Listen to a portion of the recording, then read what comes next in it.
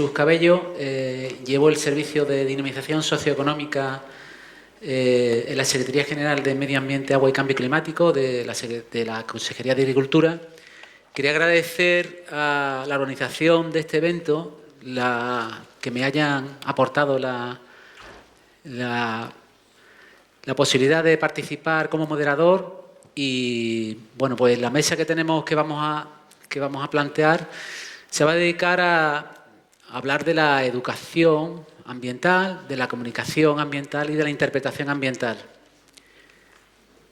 Parece bastante interesante los ponentes que tenemos y, bueno, lo que queremos es que tengamos luego un periodo, un tiempo de participación en la cual podamos enriquecer mucho este tipo de jornadas, ¿no?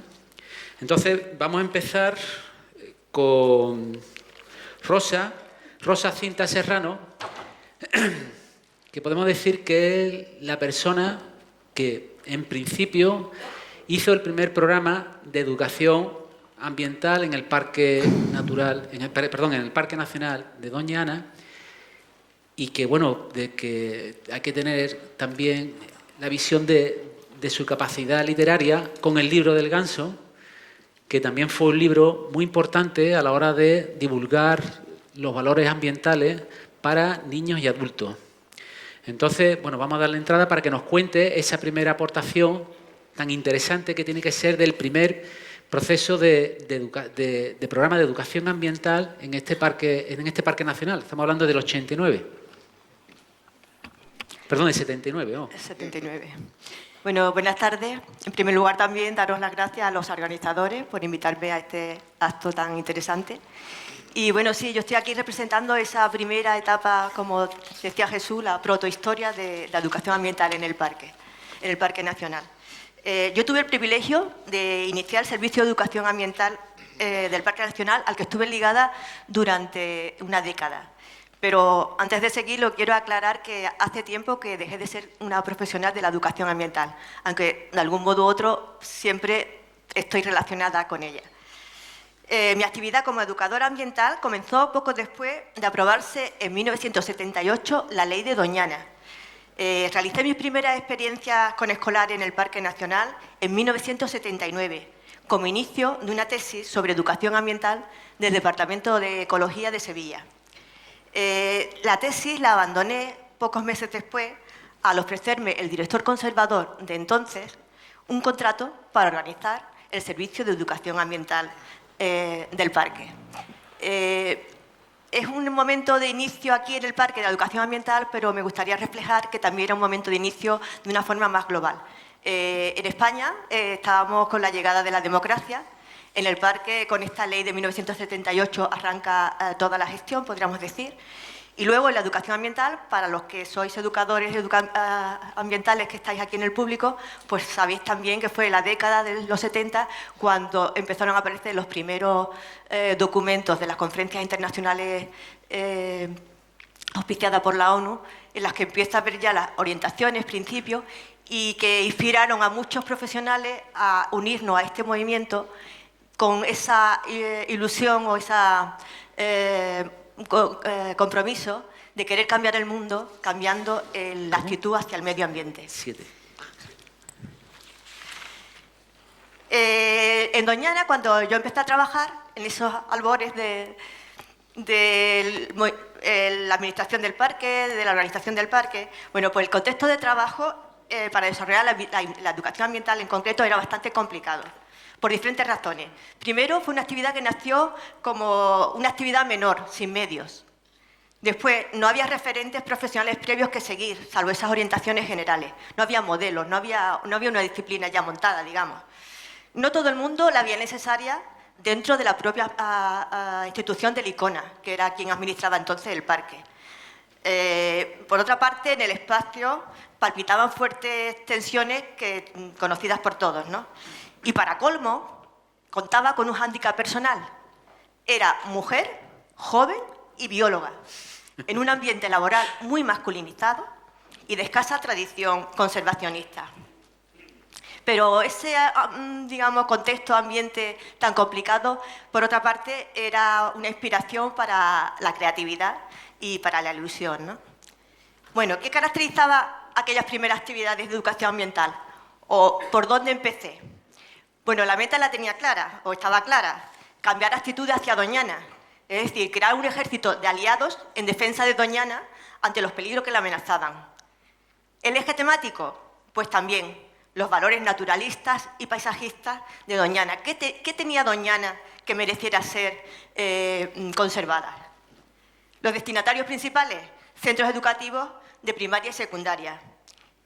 El enfoque educativo estaba orientado en aquellos primeros momentos a las ciencias naturales y basado en el uso de cuadernos de campo para alumnos y guías para profesores, y también en el deseo de conseguir un aula de naturaleza para Doñana. Y luego, una apuesta fundamental, que todos los niños de los pueblos del entorno conocieran Doñana en su etapa escolar. Mientras yo comencé estas actividades pocos años, en el parque se va desarrollando el servicio de uso público, con la cooperativa de guías, los senderos peatonales y los centros de visitantes. Doñana se abre oficialmente al público y eso significó una subida considerable en la demanda de visitas educativas y de público en general. Ante la dificultad de ofrecer una mínima experiencia de educación ambiental a tantos grupos escolares y sin un equipo que pudiera atenderla adecuadamente, pues ese primer momento de ilusión dio lugar a una crisis de impotencia. Veía que el modelo educativo no funcionaba y también veía que la visita educativa, la visita en sí, recreativamente hablando, era todo un éxito. Pero creo que no se aprovechaba suficientemente el tiempo que pasaban en Doñana los estudiantes para hacer en ellos una cierta transformación, ¿no? Una cierta transformación en su actitud hacia Doñana.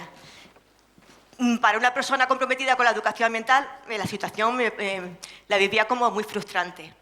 Entonces, tuve la feliz idea de suplir todas las deficiencias de mi programa con un libro.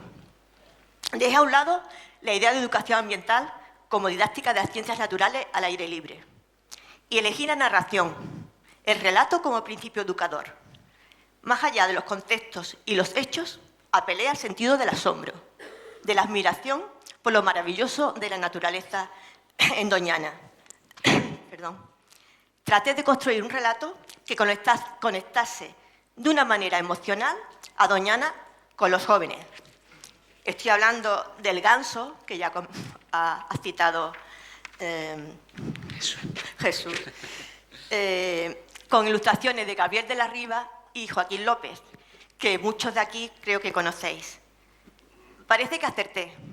Desde que se publicó por primera vez en 1985, y ya son años, me han llegado muchísimos testimonios de que el mensaje que quise difundir, el valor de Doñana, consiguió llegar y calar. Y resultó ser un vehículo eficaz de educación ambiental de Doñana. Siguiendo la historia, poco después entraron en escena otros protagonistas, de dentro y de fuera del parque, algunos en esta mesa. Las opciones de educación ambiental se diversificaron, abarcando desde lo didáctico puro hasta lo más lúdico e interpretativo. Y mi papel pasó a ser el de coordinadora de esas nuevas propuestas. De ellas, y para terminar, quiero destacar algunas.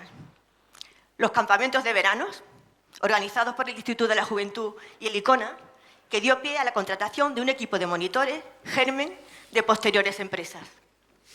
Los programas educativos de entidades públicas como el Ayuntamiento de Sevilla y la Junta de Andalucía y de empresas de educación ambiental, de lo que supongo que también hablará Nutri aquí presente. La creación del equipo de educación ambiental del Parque Nacional, que por fin dejé de estar sola, gracias a la contratación de 3 profesionales y que posibilitó la realización de nuevos programas, que también tenemos aquí representación. Y por último, Europa Joven a Doñana, en 1988, un programa internacional que reunió semanalmente a grupos de jóvenes de 4 países y que, además de los objetivos de educación ambiental, sumó un nuevo objetivo muy interesante desde la perspectiva actual: crear conciencia de ser europeos. Pues esta es mi historia en Doñana. Gracias por vuestra atención y paso la palabra. Bueno, ha sido magnífica tu presentación, Rosa. Ahora vamos a hablar de Jesús Mateo, es diplomado en Magisterio, licenciado en Humanidades. Es una persona que está ligada a la educación ambiental prácticamente desde los inicios del parque, en principio trabajando directamente con el parque y luego para la Fundación Doñana 21. Y entre sus méritos está pues, la organización y el diseño del programa Doñana Entorno y las numerosas publicaciones que también ha realizado, y ahora mismo pues, lleva el área de dinamización social de la Fundación Doñana 21. Y bueno, más que nada, lo que me dicen de él que es una máquina, el tema de educación. Así que, una máquina. Una máquina. Una máquina de matar. Bueno, no de matar, pero es una perfecta máquina. Bueno, hostia. Bueno, no sé, me queda un poco patidifuso. Bueno, buenas tardes. Gracias a los organizadores también por haberme invitado. No sé quiénes son, pero gracias, muchas gracias. Y también antes de empezar, quiero tener un recuerdo para alguna gente que para mí han sido fundamentales en mi aventura en Doñana, que ya no están, bueno, no están porque tienen mejor vida y no me estoy refiriendo a la vida de las sombras, ¿no? Tengo que nombrar a Amelia, tengo que nombrar a Marisa, tengo que nombrar a Consuelo, a José Millán. Y también quiero tener un recuerdo para alguien que no trabajaba en educación, pero que para mí era, bueno, primero un extraordinario amigo y que yo creo que hoy hubiera sido muy feliz estando aquí, ¿no? Que es Juan Aldama. Bueno, un recuerdo para él, ¿no? Para mí es fundamental. Y bueno, he empezado con las emociones porque en el 25 aniversario estuve muy implicado en la organización de las actividades, entonces estaba los últimos tiempos ya de Jesús Casas. Y bueno, ahora también Juan Pedro y me han dado esa oportunidad también de tener esta participación activa en el 50 aniversario. Para mí Doñana lo es todo realmente. No conozco otro trabajo, no conozco otra forma de relacionarme con la profesión, con mi vocación de educador que no es a través de Doñana. Llevo ya muchísimos años, más de 30 y tantos. Y aquí hay también una persona que para mí fue fundamental, que es Rosa, que fue la que me dio el relevo. Nos conocimos en unas circunstancias muy afortunadas y, bueno, gracias a ella he podido desarrollar casi mi vida profesional completa en un lugar tan extraordinario como este. Para mí los programas de Doñana tienen que tener varias aristas fundamentales. La primera es la creatividad, que la echo mucho de menos en estos momentos. Es más, muchas de las herramientas, de las técnicas que todavía se sigue desarrollando tienen ya una vigencia de 30 y tantos años y veo poca creatividad. Yo animo a los educadores a aportar esa creatividad, a aportar ese toque de locura, porque muchas veces estamos muy maniatados por la costumbre y no nos atrevemos a dar pasos. Hay cosas por ahí muy interesantes, casi más fuera de la administración que dentro de la administración, y lo que pido que ahora que estamos en un momento de crisis, por los avatares, la educación ambiental es una de las cosas que en Doñana no solo que ha sufrido recortes, es que se la han zampado, la eliminaron, la jodieron completamente. Pasamos de tener unos recursos extraordinarios a cero. Esto se ha mantenido y no hemos sido lo suficientemente resilientes, lo suficientemente creativos para inventarnos otras cosas.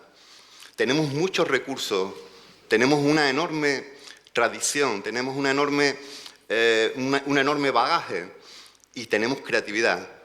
Y yo abogo desde aquí a que demos un paso más, que nos olvidemos de a qué administraciones pertenecemos, a qué no, si son las entidades privadas, que aquí son también muy potentes, para tratar de dar un paso más allá y saltar en el vacío. Otro de los aspectos fundamentales es que en Doñana no se puede desligar la educación ambiental de lo emocional y de lo intelectual. Entonces, esos son otros dos aspectos que para mí me han marcado a lo largo de toda mi trayectoria, profesional. Al comienzo, cuando yo empecé, cuando Rosa me dio la oportunidad, a partir de un curso del INJUVE, ¿te acuerdas, Nutri? Las cogimos bien allí. A partir de aquel momento que yo conocía a gente como Nutri, que conocía a gente como Jorge Morales, que fueron mis profesores, no tanto en educación ambiental, más en interpretación del patrimonio, pero la posibilidad que me mostró de aplicar técnicas de sensibilización, de interpretación del patrimonio a la educación ambiental. Aunque eso a Jorge Morales le sonaba chino, pero así fue realmente, Cuando yo empecé había dos tendencias muy claras en la educación ambiental, o dos corrientes. Una que aplicaba un método científico en el sentido de trabajar en Doñana a partir de la experimentación con las aguas, con los suelos, con la vegetación, tal. Y era muy fría desde mi punto de vista, y yo venía más de esa tradición un poco loca de esto de los intérpretes y tal, ¿no? En la que hablábamos de la sensibilización ambiental, hablábamos de... nos llegaron a acusar en algún sector de abrazárboles, en la que tratábamos fundamentalmente de llegar al corazón de la gente, de llegar al hemisferio derecho para que de alguna forma cautivara al hemisferio izquierdo. Y ahí hubo mucho debate en aquel entonces. Yo con mis compañeras también tuve más de una discusión al respecto, pero yo creo que poco a poco se fue imponiendo esa tendencia más de la sensibilización y ese aspecto. Estoy hablando de todas maneras de educación ambiental no formal, porque la educación ambiental formal ha tenido un desarrollo distinto. Y no sé si ya me empieza a quedarme poco tiempo, porque ahí, aunque ustedes no lo vean, hay un reloj que parece esto un combate de boxeo. Y entonces... Vale. Entonces, bueno, no me quiero perder demasiado. Bien, en ese debate realmente ya os digo que la educación no formal se fue por la vía de la sensibilización, los lazarillos, la sensibilización desde dos perspectivas, hacer sensible a la gente y también el uso de los sentidos. El uso de los sentidos como esas ventanitas que nos conectaban con un medio muy rico, muy estimulante desde el punto de vista sensorial, ¿no? Bien, no me quiero perder demasiado. Yo tenía que haber hecho como Rosa, haber leído algo, pero soy muy perezoso a la hora de esto. En esa trayectoria hay otro aspecto muy importante, que es que en un principio los escasos recursos que teníamos, que eran fundamentalmente humanos, los aprovechábamos para desarrollar programas con la población mundial. Cualquier colegio que venía de España, pues nosotros los atendíamos y tal. Aquello era una labor un poco frustrante. Y además pensamos que el territorio, el entonces entorno... Es muy curioso porque para referirse al territorio, primero utilizamos la palabra entorno, que a mí me parece una palabra ofensiva. Entorno, fuera de. Entorno lo que está fuera del centro, ¿no? Luego empezamos a utilizar la palabra comarca, sobre todo cuando he trabajado en la Fundación, los temas del Plan de Desarrollo Sostenible. La comarca es una entelequia, no existe. La comarca no existe. Eso fue otro invento que no funcionó. Y ahora hay otro invento que ese me gusta infinitamente más, porque además ha habido una adhesión, digamos que voluntaria de los municipios. Y cómo duele. Te lo va a dar Teresa el tiempo. Duele, quema. Termínalo. Hostia, que voy a terminar. Bueno, ya me he ido por los cerros de Úbeda. Bueno, pues en ese territorio trabajamos precisamente cuando estábamos utilizando el concepto entorno en un grupo que para mí me parece que es fundamental. Yo, como me voy a quedar sin tiempo, lo voy a dejar a mi amiga Teresa, que hable del grupo Doñana Entorno, que creamos en el año 87 por dos cuestiones tan circunstanciales como que Jesús Casa entonces me dijo, Quillo, ha llegado un autobús todoterreno de 16 plazas, haz algo con él. Así. Y luego la segunda circunstancia fue que había un poblado forestal en el Acebuche, algunos lo recordarán, ¿verdad, Sorín? ¿No está por allá Sorín? Había un poblado forestal en el Acebuche que Jesús Casa, de una forma eufemística, dijo, lo voy a empujar unos kilómetros más abajo y te voy a hacer un aula de naturaleza, tío. A ver qué hace con ella. Y a partir de ahí empezamos a hacer programas, por una circunstancia, os digo, absolutamente circunstancial, con un apoyo muy importante de los ayuntamientos, y ahí se creó el programa Doñana Entorno. Empezamos a hacer, creo que la primera actividad de participación activa de los ayuntamientos en propuestas de educación ambiental. Nos hicimos muy buenos amigos de los ayuntamientos, porque al principio las relaciones eran muchísimo más tensas, y creo que esta es una de esas cuestiones que sí me siento muy, muy orgulloso, y sobre todo que después de 30 años ahí está, y mi amiga Teresa va a seguir hablando de eso. Yo tendría muchas cosas que hablar, pero comprendo que el tiempo se termine, ¿no? Bueno, pues, lo que he dicho y demás, una persona conformista, sí. Comprometida, una máquina. Bueno, pues vamos a seguir con las intervenciones. Vamos a seguir ahora con mi compañera Teresa Agudo, bióloga perdón, es filóloga. Gracias. Estaba mal puesto. Yo ya me Pero bueno, no importa porque es bueno ser... Después de tantos años ya soy filóloga y también un poco bióloga. Bueno, y ha sido guía intérprete, ha estado trabajando en el CNEAM, en Balsaín, en Segovia, y bueno, y luego pues aterrizó aquí y demás.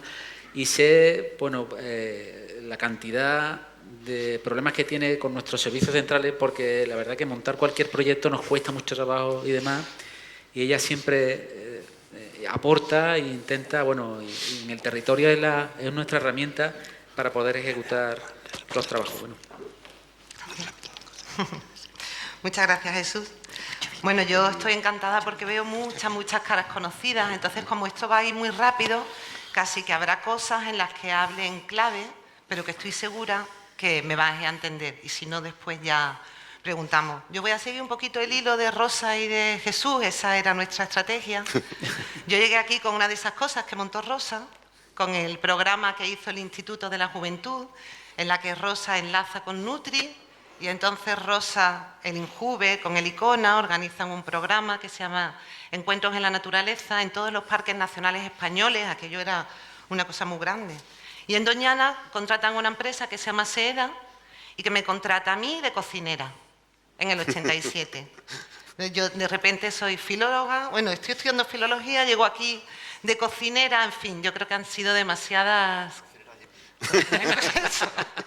Esto no hay que decirlo, yo creo que la que tuvo retuvo. En aquellos años, en el 87, ya me quedé por aquí. Empecé a trabajar en Doñana en el 93 y desde el 87 al 93 estuve trabajando con distintas empresas de educación ambiental y formalizando mis estudios académicos en filología, que ya ves tú, ¿no? Pero bueno. Como decía Rosa, en aquel momento la educación ambiental era algo así como las ciencias naturales en el campo. Yo después, desde aquí, mi homenaje a Cuerda era como el lenguaje, la lengua de las mariposas. Se llevaba a los niños al campo y con mucho amor se les daba clase de ciencias naturales. Y era muy bonito, pero es que en Doñana no era exactamente así. Y por eso aquí las cosas fueron diferentes. Porque aquí los equipos que se organizaron, desde la empresa privada con la que yo participé, también contemplaba que tenía que haber artistas, había que tener pedagogos, había que tener antropólogos, había que tener hasta filólogas. Dentro de esos equipos súper multidisciplinares en el que se afrontaba el conocimiento de la naturaleza desde muchos puntos de vista, ¿no? Y probablemente por eso tuve yo la suerte de que se me aceptara, que no tenía una formación académica, digamos, la regular o la que se esperaba. En el 93, cuando empecé a trabajar en Doñana, yo ya no me acuerdo si éramos ya guías intérpretes o solo éramos guías, pero lo que éramos básicamente, ahí están todas mis compañeras, éramos informadoras.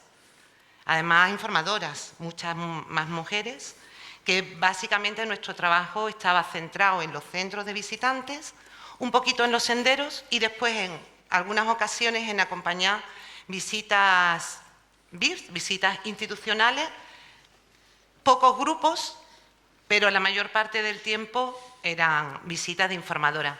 Simultáneamente existía un programa de educación ambiental, que era el que ya se había iniciado en los años 80, pero que lo llevaban algunos compañeros, y simultáneamente existía un equipo técnico que desarrollaba los programas, pero eran cajones estancos bastante bien delimitados en aquel momento.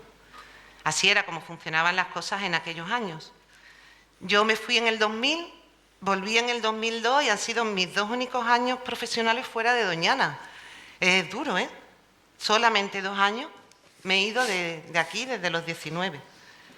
Me fui a CNEAM, allí aprendí un montón de cosas. Es el Centro Nacional de Educación Ambiental y la Naturaleza. Esta mañana se ha hablado de él. Es un referente y tiene que seguir siéndolo para todos los educadores, las educadoras ambientales y para todo el personal de los parques nacionales, porque se hace un trabajo magnífico desde allí.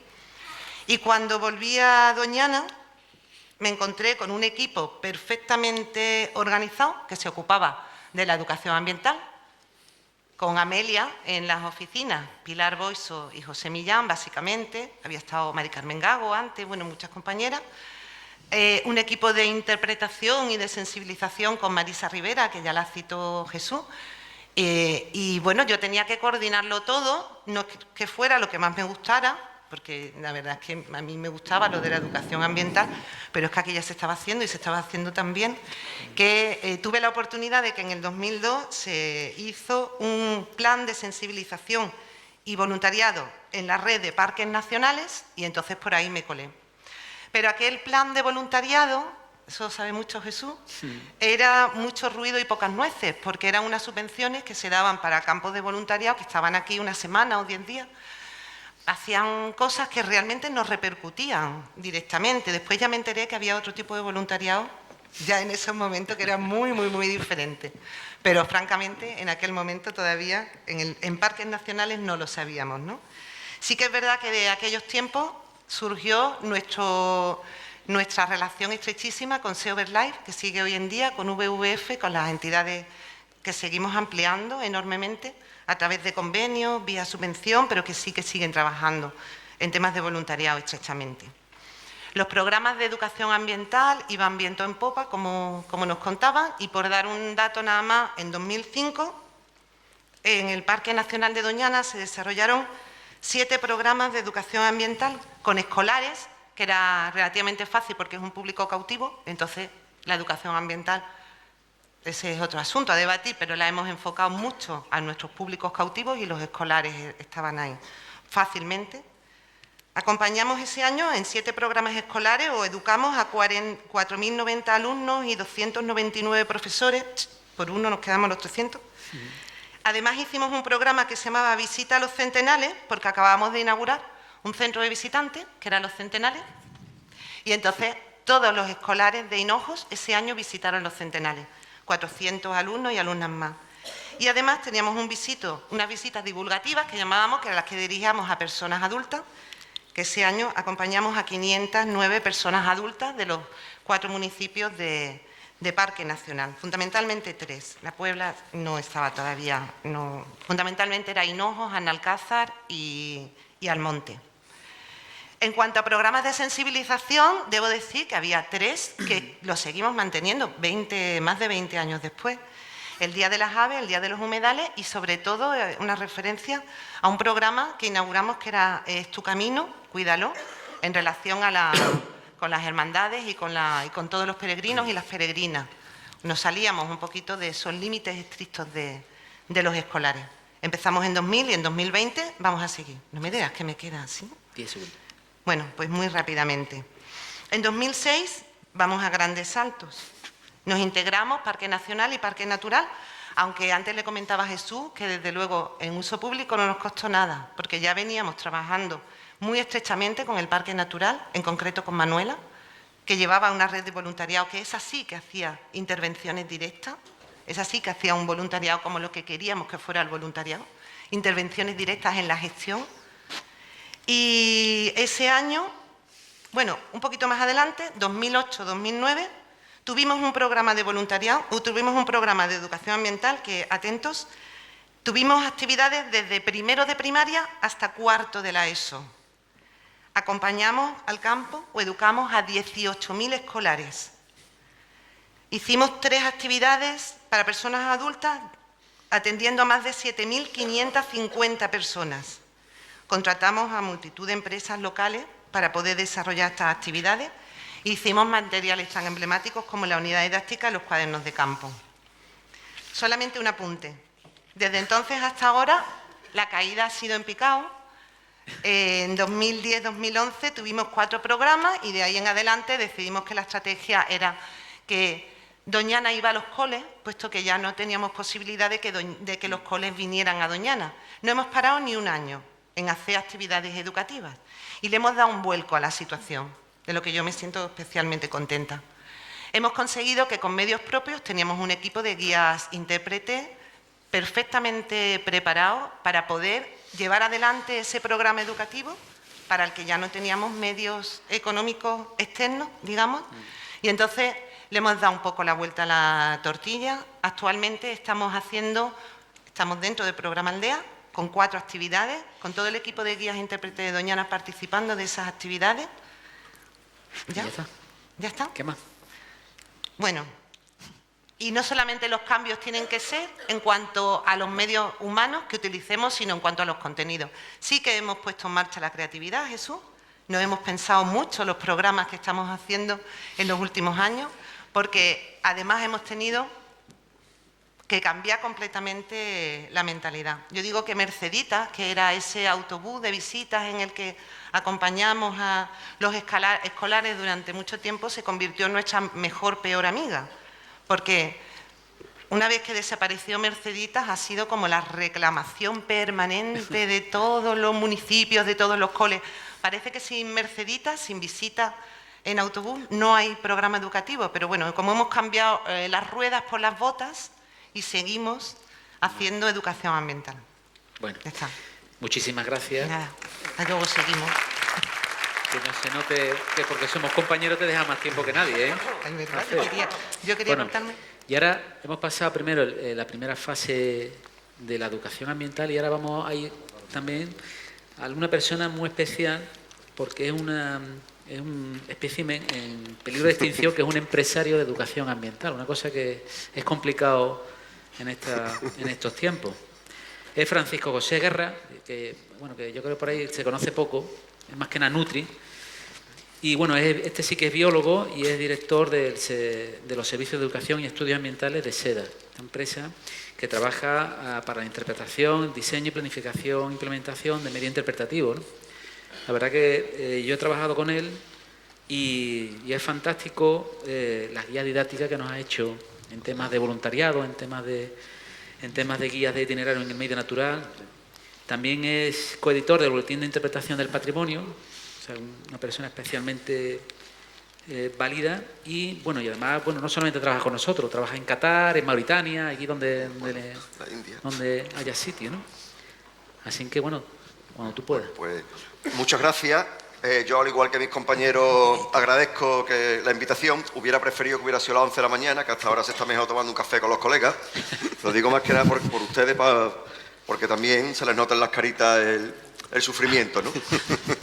Pero es importante que pongan la oreja para después poder participar y convertir la mesa de debate en lo que tiene que ser, ¿no? Bueno, yo tuve la suerte en el 84 de ponerme malo, estando en Matalascaña, en casa de un amigo, y el amigo me echó de su casa y acabé durmiendo en un campamento que donde hoy está el aula, que en ese momento pues lo llevaba Rosa, ¿no? Y bueno, al año siguiente ya empecé a trabajar allí de monitor. Es curioso, yo no tenía ni idea de educación, sabía mucho de ecología, sabía mucho de pájaros, pero educación no tenía ni idea, ¿no? Sin embargo, tenía algo clarísimo, ¿no? Y es que, en mi opinión, ¿no? No era tan trascendente contarle a la gente lo que yo sabía, en este caso estamos hablando de chavalitas y chavalitos, ¿no? Sino lo que yo sentía, porque en el fondo a mí, y entiéndaseme lo que digo, ¿no? Que aprendieran o dejaran de aprender lo que era Doñana me importaba poco. Insisto, entiéndaseme, ¿no? Porque yo creo que al fin y al cabo ese conocimiento se puede adquirir 1 año, 10 años o 30 años después, leyendo, viendo la tele o como fuera, ¿no?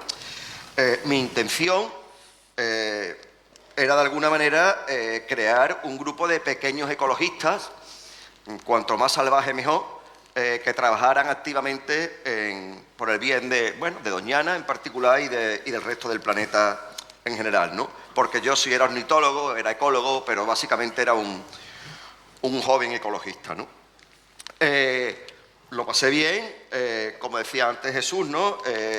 Jugábamos muchísimo con la creatividad te da unas oportunidades brutales, ¿no?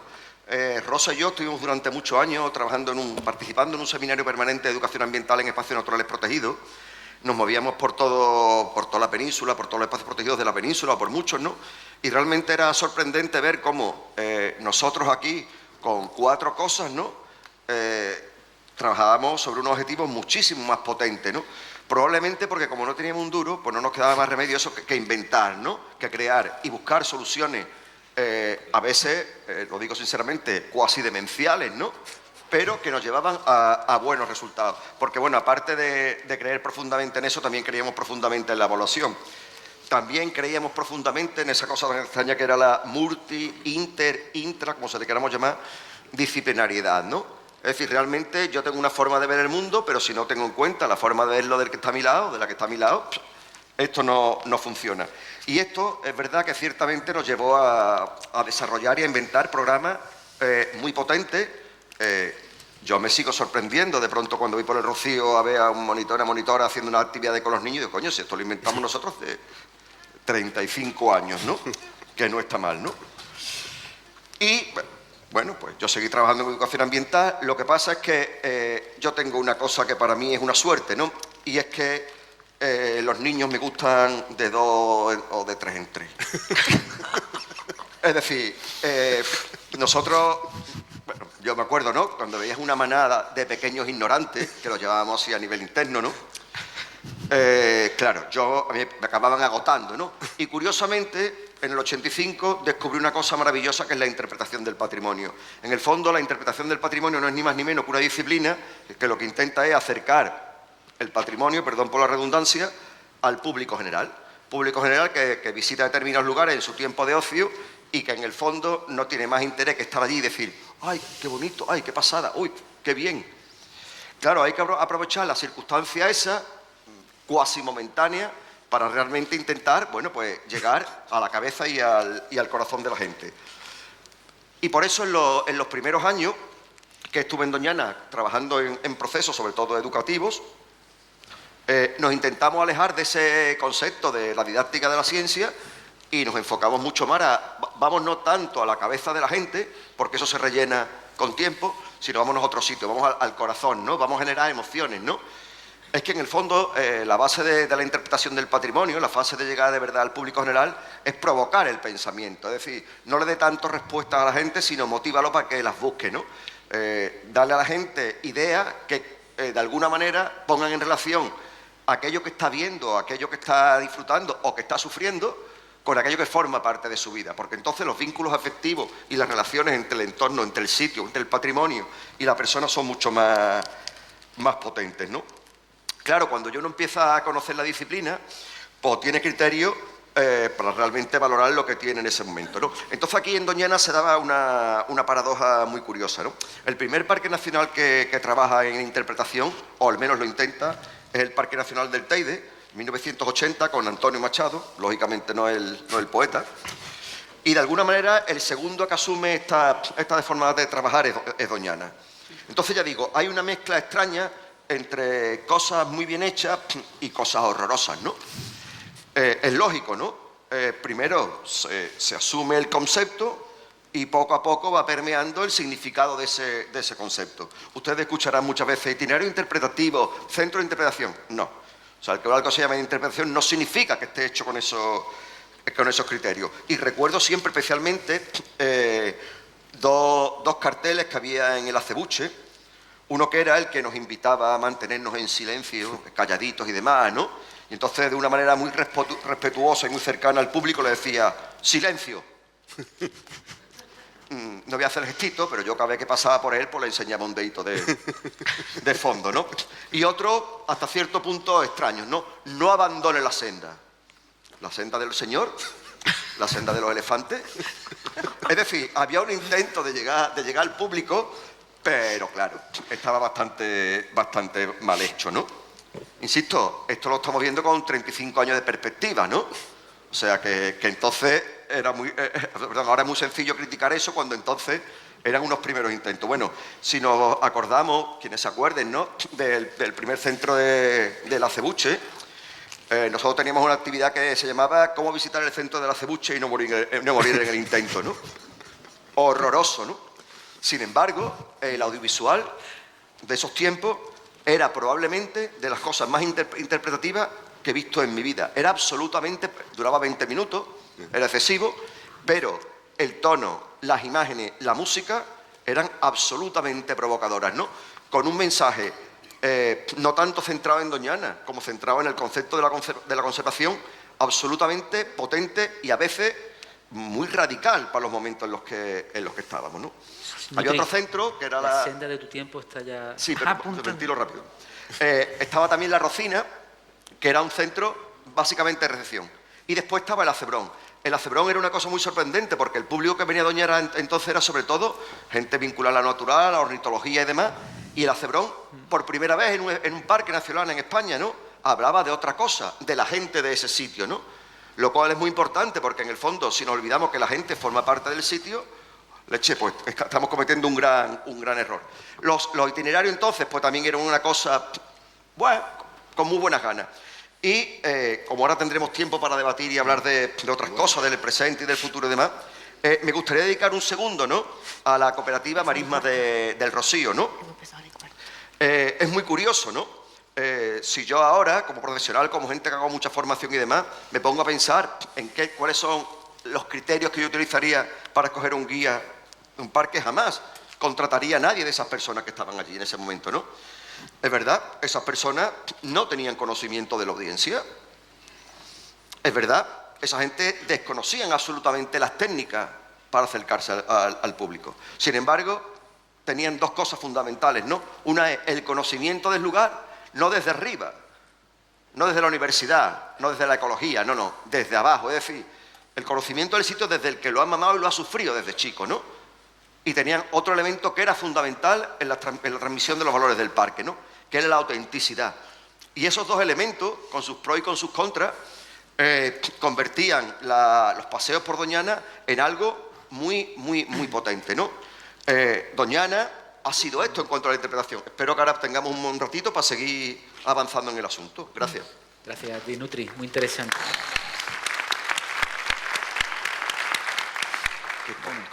Interesantísimo la interpretación, pero ahora vamos a pasar con el apartado de comunicación y no hay otra persona que pueda representar más en Andalucía en temas de medio ambiente esta temática como José María Montero, que es responsable de medio ambiente de los servicios informativos de Radio Televisión Andaluza, es director de los programas de Espacio Protegido y Tierra Mar y codirector también de algunas expediciones científicas en Kazajistán, Mauritania, Senegal. Y bueno, siempre, la verdad que al medio ambiente siempre nos ha tratado fabulosamente bien, siempre, incluso a doña Ana, los reportajes que se han hecho y demás, y a mí personalmente, a los trabajos que yo he hecho de voluntariado, siempre ha tenido ha hecho muy buena referencia y demás. Muchas gracias. El incluso a doña Ana está bien llevado porque luego explicaré la turbia relación entre doña Ana y los medios de comunicación. Bueno, yo, en primer lugar, agradecer, primero, estar entre amigos y amigas, ¿no? Como decía Teresa, uno mira aquí y se reconocen muchas personas con las que lleva uno muchos años haciendo cosas juntos. Y luego el que se haya tenido en cuenta en la organización de este congreso, a la comunicación ambiental y en concreto al periodismo ambiental, que ha tenido y tiene un papel fundamental en esta historia, en estos 50 años de historia y en los años que quedan por delante. Como muchos de vosotros sabéis, y no todos sabéis, Doñana desde sus orígenes ha tenido una íntima relación, un íntimo vínculo con todo lo que tiene que ver con la comunicación ambiental. Incluso, ya que esta mesa ha adquirido un tono autobiográfico potente, diré que en mi propia biografía profesional Doñana también tiene un papel importante porque el primer reportaje que yo publico como periodista es una doble página sobre la amenaza que había en el brazo del Este, que eran las puertas de Doñana, en noviembre de 1981. Vamos rozando los 40 años de aquella historia. Cuando ser periodista ambiental era ser un marciano, yo ya me acercaba a Doñana y fue mi primer trabajo que publiqué en un periódico.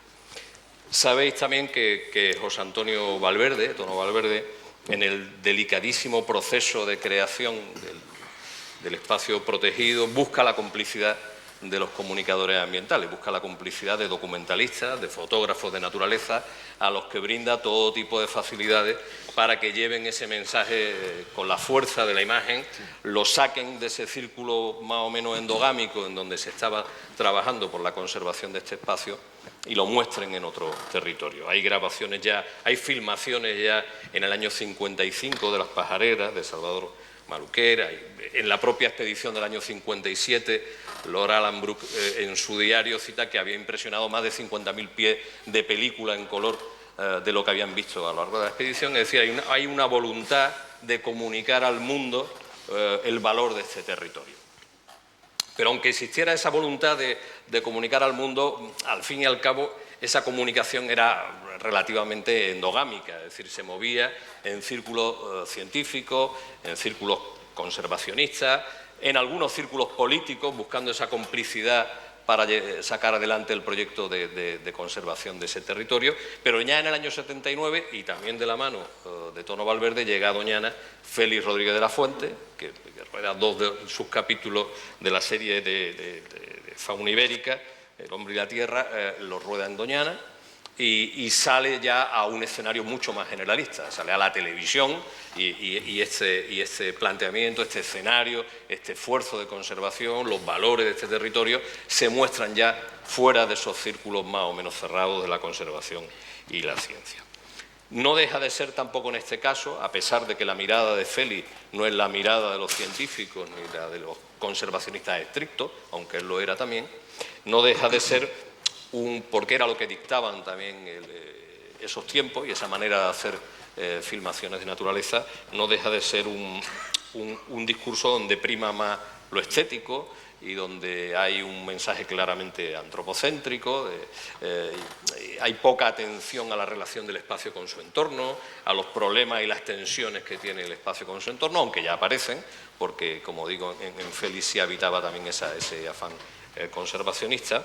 De hecho, resulta una rareza, y algunos de vosotros quizás recordaréis aquel documental que yo hice en el año 2000, que se llamó Agua en la Memoria, donde rescatábamos unas viejas imágenes de un documentalista noruego, Per Horst, que fue el primero que sepamos, seguramente habría alguno más, ¿no?, pero el primero que sepamos que vino en los años 50 a Doñana y no solamente filmó la naturaleza, sino que también filmó a las personas que vivían en el territorio y filmó a los guardas, a su familia, a la Guardia Civil, en fin, grabó un poco todo el paisanaje que había en torno a Doñana, ¿no? Pasado esos años fundacionales, digamos, ese periodo fundacional, donde se buscó esa complicidad con los comunicadores o con algunos comunicadores, Doñana empieza a someterse a una especie de sobreexposición en los medios de comunicación, siempre ligada a los sucesos, a las catástrofes y a la amenaza sobre el territorio.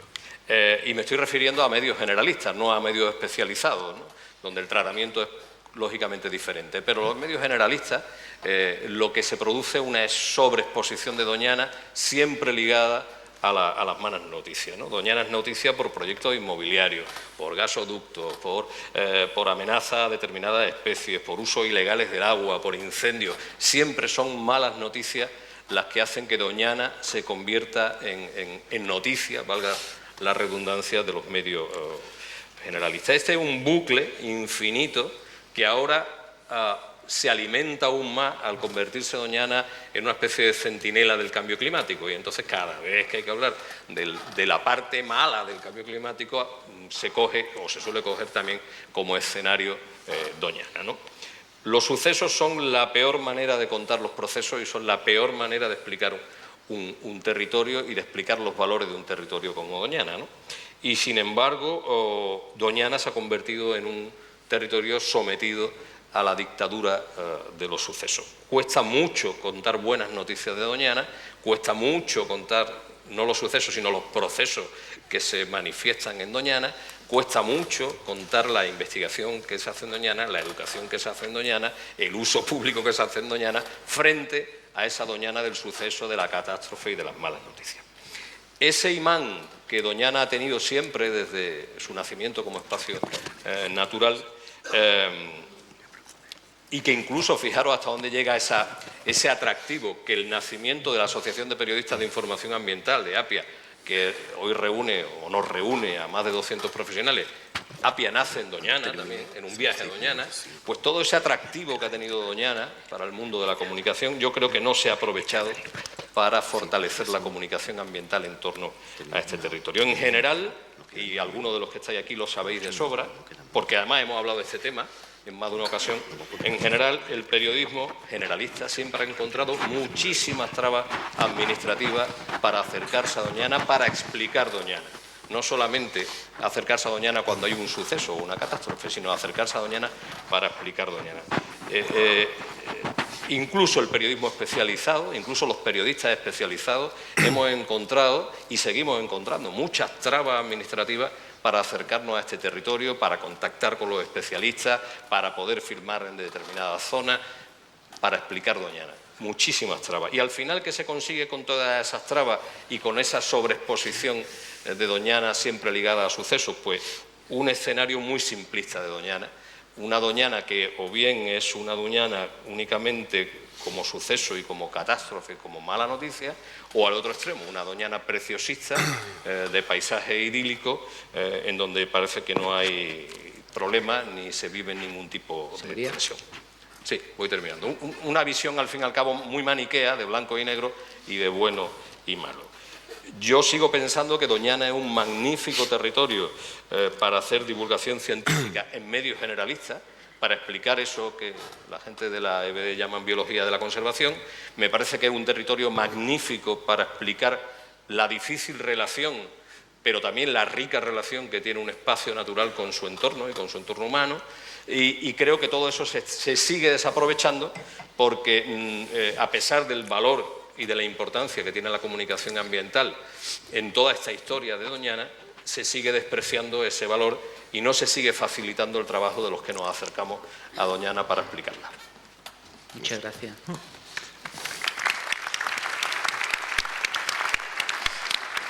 Muchas gracias, José María, por me refería a esa interpretación de que estar siempre en la picota doñana en tema de la información. Yo creo que también es muy importante, para bien y para mal, ¿no?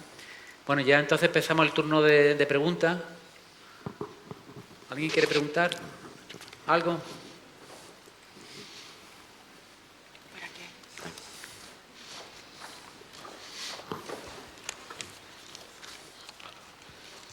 Buenas tardes.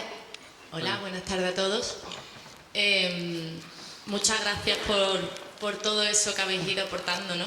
De la historia de la educación ambiental y de la interpretación del patrimonio que se ha hecho aquí en Doñana. La verdad que a mí por lo menos me emociona. Mi pregunta va de cara al futuro. Esa educación ambiental aquí en Doñana, esa interpretación de cara al futuro, ¿cómo la veis? Va un poco a todos. Vamos a mirarla con optimismo, con creatividad, pero bueno, ¿qué pasos creéis que se deben seguir? Es una pregunta grande. Bueno, sí, es una pregunta grande. Además, ¿sabes una cosa? Supuestamente teníamos una segunda ronda de intervenciones que nos correspondía hablar un poco de los retos, ¿no? de cara al futuro, pero como veíamos que el tiempo era inexorable y con muy buen criterio, ya lo estábamos hablando Rosa y yo, hemos pensado que era más interesante que hablarais vosotros. Entonces, de nuevo nos ha devuelto la pelota, o sea, es como otra vez tenemos que hablar de los retos. Bueno, a ver, hay retos absolutamente apasionantes y absolutamente claros desde mi punto de vista. La educación ambiental no tiene mucho sentido que se llame ya educación ambiental, que empecemos a hablar de educación para la sostenibilidad. Para mí hay un aspecto que es fundamental, que he aprendido en los últimos años, sobre todo con el Plan de Desarrollo Sostenible, el segundo Plan de Desarrollo Sostenible, mucho más en el proceso que en el resultado, que es todo el proceso participativo. Creo que es fundamental que trabajemos en educación para la participación, porque es el primer paso para que la gente empiece a ser responsable realmente de su territorio, ¿eh? Y tenemos, para mí, esos dos ámbitos me parecen fundamentales. Vuelvo a insistir en la otra idea que lancé antes de la creatividad. Creo que nos tenemos que repensar absolutamente y ahí haríamos un gran esfuerzo. Creo que hay que rescatar una serie de ámbitos participativos como fueron los antiguos seminarios sobre educación ambiental, los grupos de trabajo sobre educación ambiental. Tenemos que apoyarnos mucho también de la gran experiencia y de las maravillosas iniciativas que están surgiendo de los centros de enseñanza, sobre todo de secundaria, ¿eh? Y tenemos que empezar, como digo, a repensar tanto de qué manera impulsamos los programas y también sobre cómo tenemos que hacer los programas. Hay un tema que aquí no se ha obviado en ningún momento, que es el del cambio climático, la incertidumbre que nos trae ese nuevo escenario en el que tenemos que también ofrecer respuestas educativas. Probablemente las respuestas educativas sean las más resilientes de todas, por lo menos desde mi perspectiva, y yo creo que por ahí tiene que ir la cuestión, ¿no? No quiero tampoco abundar más ni soltar más panegíricos, porque creo que me gustaría escuchar a más gente, sinceramente. No sé si tenéis que aportar algo. Yo quisiera hacer una reflexión sobre, porque claro, al preparar el ratito pues he pensado en el público, ¿no? Porque al fin y al cabo yo trabajo con público general, que como decía antes, visita determinados lugares en su tiempo de ocio, ¿no? Entonces intentaba, evidentemente esto es un análisis subjetivo, porque por desgracia no tenemos datos cualitativos que realmente lo avalen, pero es una impresión que quizás no solo sirve para Doñana, sino que sirve para casi todos los espacios protegidos, ¿no? Pero desde luego en Doñana sí, ¿no? Si analizamos un poco el tipo de personal que ha ido, de público que ha ido viniendo, me refiero al público general, ¿no? Que ha ido viniendo a Doñana desde sus orígenes hasta ahora, pues es verdad que al principio la gente que venía era sobre todo gente con intereses naturalistas y mucho ornitológico, es decir, la gente venía a ver naturaleza y a disfrutar de la naturaleza, ¿no? Insisto, esto es mi impresión, ¿eh? Hay después una especie de interfase en la que Doñana ya empieza a tener cierta popularidad, ¿no? Y la gente ya viene a Doñana, bueno, vamos a ver Doñana, ¿no? Pero ahora estamos en un momento que le ocurre, insisto, a Doñana, pero le ocurre a casi todos los lugares de interés patrimonial realmente potentes y con un nombre, ¿no? Y es que se han convertido hasta cierto punto en un producto de consumo, ¿no? Es decir, lo hablábamos hoy al mediodía comiendo, ¿no? Tengo que ir a Doñana porque es de los sitios que tengo que poner una cruz, ¿no? Igual que, joder, no me puedo morir sin ir a Florencia, ¿no? Entonces, este cambio de público yo creo que nos exige un cambio de mentalidad, es decir, nuestro público hace 20 años probablemente estaba más dispuesto a conservar que lo que está el público de hoy. El público de hoy viene mucho más a consumir. El público de hoy probablemente tiene menos tiempo porque prefiere compatibilizar esa visita y marcarlo en la cruz con otras cosas. Entonces tenemos que darle un poco quizás la vuelta al discurso y revender Doñana, ¿entiendes otra vez lo que quiero decir, no? Nada más. Yo le contesto brevemente. Sí. Ana, es verdad que no hemos hablado del futuro y quizás el cambio más significativo que ha habido en estos años, aparte de los cambios internos, hemos estado hablando todo el rato de la Administración, y es que cuando yo llegué aquí, hace ya mucho tiempo, pero es que aquí había una sola empresa de educación ambiental que se llamaba SEEDA y ya era un lujo que se fue convirtiendo en otras, que todavía queda Doñana Tour como fruto del mismo personal, pero es que ahora hay muchas, no todas las que debería, pero hay muchas empresas de educación ambiental. Quizás no es exclusivamente educación ambiental, hay muchas empresas de turismo, hay muchas empresas que aunan las dos cosas, pero también hay ya, y vosotros sois un ejemplo, ¿no? Empresas que se dedican específicamente a la educación ambiental. Eso no había hace 15 años, ni hace... entonces eso sí que es una novedad y creo que es la base que tenemos que tener presente desde la Administración, te hablo ahora, para saber con qué contamos en el territorio. Y es que hay empresas muy buenas, de alta calidad, aquí, que nos pueden ayudar a la Administración a seguir haciendo educación ambiental en el territorio. Eso es muy importante. Ahora mismo estamos en un cambio de paradigma evidente. Nuestra educación ya tiene que ser otro tipo de educación para la sostenibilidad. Doñana es un... esta mañana lo decía García Novo, ¿no? El profesor García Novo, que Doñana tenía que ser un laboratorio también para todos los niños de aquí, ¿no? Que aprendieran a mirar cómo debe ser la conservación del planeta, pues en esas estamos. Siempre lo ha sido de alguna manera, pero ahora tenemos que enlazar con eso. Yo, nada, retomar la última idea, lanzando una mirada al futuro. Yo creo que se ha trabajado muy poco en buscar alianzas en el terreno de la comunicación y en ese sentido quizá habría que retomar aquella idea primigenia de Tono Valverde de buscar a los periodistas más como cómplices que como enemigos del territorio. Y eso va a ser fundamental para una cosa que yo creo que es clave en este nuevo escenario en el que estamos. Va a ser clave para fortalecer el periodismo de proximidad, es decir, el periodismo que conoce las señas de identidad del territorio que explica. Y ese periodismo de proximidad es el que necesitamos en un escenario de cambio climático. No nos va a servir ese periodismo muy generalista que se acerca a los problemas sin conocer las claves del territorio, ¿no? Y en ese sentido, insisto, creo que habría que reforzar las alianzas con el terreno de la comunicación y del periodismo ambiental. Bueno, vamos a terminar con Rosa, nos va a hacer una última intervención. Bueno, yo solamente quería decir que la educación ambiental y la educación en general hay que estar siempre muy pendiente de la sociedad, de cómo vamos evolucionando, cómo va evolucionando todo, el medio ambiente y todo. Y ahora mismo, efectivamente, estamos en un cambio de paradigma con la entrada de toda la conciencia sobre el cambio climático.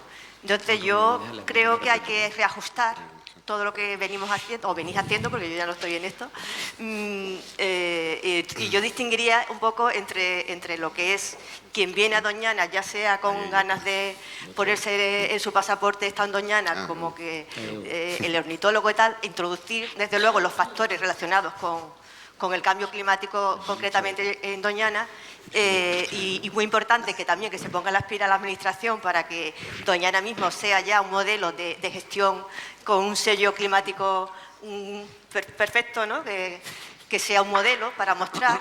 Y luego, por otra parte, también distinguiría, como siempre ha sido, la población local, ¿no? La de los pueblos de alrededor de Doñana, porque en eso hay que ir más allá, a una forma de vida, a un cambio de vida, porque ellos son los que viven aquí. Y un poco los programas, los contenidos, las metodologías tienen que estar volcadas hacia la acción, hacia la participación, y con esto, pues muchas gracias. Creo que Juan quería hacer un comentario, ¿alguna pregunta? Sí, una pregunta muy brevísima. Yo me llevo 35 años en la enseñanza y he hecho muchos programas también de educación ambiental. No se escucha. A ver, ¿puede repetir? A ver, ¿sí? Ahora. Sí. Que llevo 4 meses jubilado, 35 años en la enseñanza y he querido transmitir valores medioambientales y de otro tipo. Y concretamente a los niños y a las niñas, pues les enseñaba a sembrar oliveros, árboles en los pueblos y sobre todo a elaborar unos carteles para proteger a las golondrinas, a los aviones. Y les decía, se los mandaba a los niños para que se los mandaran a sus padres. Si destruyes los nidos de golondrinas, te picarán los mosquitos.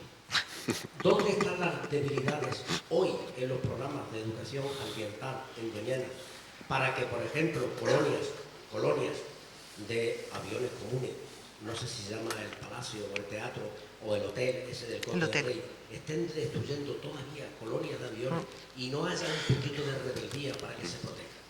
Y dos, José María, yo soy de los que siempre estoy en los sucesos catastróficos. Me gustaría venir a Doñana y la disfruto, ¿eh? No piense que voy siempre a la parte dura, a la parte de la lucha, sino de lo contrario. Me encanta, enamorado de la vida, de los procesos naturales y de disfrutar del entorno y de la naturaleza. Pero es que cada vez que vengo me entra una mala leche por algunos acontecimientos que me gustaría que el periodismo también me lo explicase. Verás, la semana que viene hay una pregunta en el Parlamento de Andalucía, porque no hay un colectivo aquí representado. No está representado. Y yo digo, pero están en el Consejo de Participación, no están en el colectivo que se dedican, no ellos, sino algunos, al tema de lo que se llama la caza. Y hay una pregunta y un malestar impresionante. Pero es que yo tengo que actuar y pedir una reflexión porque a los movimientos ecologistas nos acusan de anticaza. Yo no me he pronunciado si soy cazador o no cazador. Pero lo que no voy a aceptar nunca es que, por ejemplo, en el primer fin de semana, en Doñana, que deberíamos de hacerle una gran fiesta a la llegada de los ánsares del norte de Europa, que es un acontecimiento único, y el primer fin de semana 2 artistas, más de 300 ánsares a disparo. ¿Por qué no se denuncia públicamente eso? Yo lo denuncio públicamente. Eso tiene que tener una acogida. Y eso los buenos cazadores deberían de coger, de verdad, deberían de coger y no permitirlo. Y cuando se hagan interpelaciones en el Parlamento de Andalucía, decirle, señores, cumplan ustedes la legalidad. Juan, perdona, que estamos ya fuera de tiempo, ¿eh? Termino. Creo que tenemos que educar mucho. Estamos haciendo un gran esfuerzo. Seguir educando. Pero a Dios orando, pero con el mazo dando. Bueno, y Eu también quiere hacer alguna intervención. Sí, bueno, siempre me salgo un poco a la parte estratégica de la educación ambiental. Todos conocemos que en Andalucía el marco general es una estrategia andaluza que se desarrolló en el año 2006, que ahora se ha anunciado un nuevo plan de acción de la educación ambiental por la sostenibilidad, que lo ha lanzado el Ministerio y supuestamente a lo largo de este año se va a desarrollar. Yo os quería preguntar, desde el punto de vista vuestro, como los que desarrolláis la educación ambiental dentro de un espacio natural protegido, dentro de la Administración, ¿cómo valoráis este tipo de instrumentos y para cuándo una estrategia de educación ambiental de Doñana? Una estrategia de educación ambiental de Doñana, mira, no se me había ocurrido nunca. No tiene sentido. Yo creo que no, que sí, bueno, Nutri me ha soplado aquí el oído. A lo mejor lo que tenemos que tener es una estrategia de educación ambiental mundial. O sea, yo ya estoy más con la mirada amplia que con la mirada estrecha en estos años. Creo que voy a participar en el plan de emergencia climática y sostenibilidad. Va a ser un placer, va a ser CNEAN además quien lo aloje y ya estoy en contacto con ellos, porque es una gran oportunidad, el 2020-2025, y yo creo que ese debe ser como mínimo el ámbito. O sea, no podemos hacer educación ambiental con esa mirada tan estrecha. Yo, como aquí tenía apuntado un montón de cosas que no, lógicamente no nos ha dado tiempo a contar, pero es verdad que entre las nuevas perspectivas tenemos que ser conscientes de que estamos en Doñana, pero que nuestra educación ambiental no la podemos hacer para conservar Doñana. Tenemos que conservar ni siquiera el planeta, nuestra vida en el planeta, y ya con eso vamos sobraditos. O sea que en realidad aquí de lo que cuenta de nuestra vida. Yo no lo veo, EU. Ahora si quieres lo hablamos. Bueno, pues muchas gracias por atendernos y a todos los ponentes por lo interesante que han estado sus aportaciones. Lo que sí está claro que tenemos que seguir innovando, que tenemos que seguir contando con las empresas del sector de educación ambiental. Y bueno, esperemos que esto nos sirva para mejorar las políticas ambientales que tenemos en la Consejería de Agricultura. Venga, sí, muchas gracias. ojalá.